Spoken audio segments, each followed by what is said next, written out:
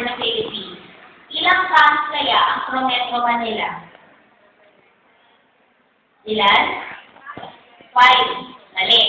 6,500 tons ng basura kinukolekta every day in Metro Manila.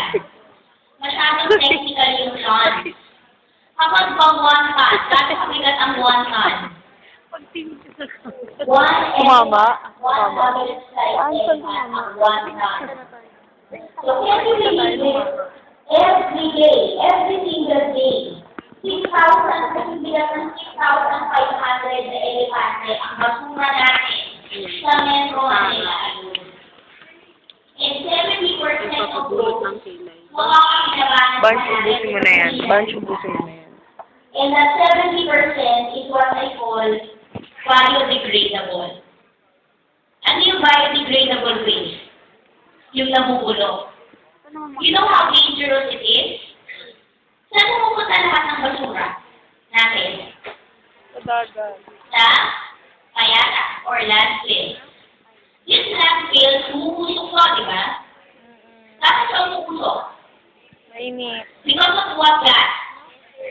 Methane gas. Very good. You know how dangerous methane gases are? How? How?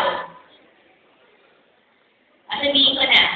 Ang methane gas, this gas is very dangerous because kapag malinis siya sa ere, lahat ng malinis sa gamitin Bunch.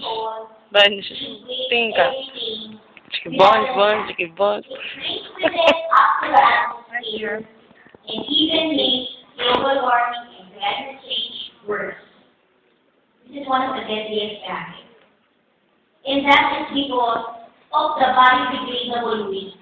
Kaya na-form yan because of the biodegradable waste, which comprises 70% of our 6,500 tons of basura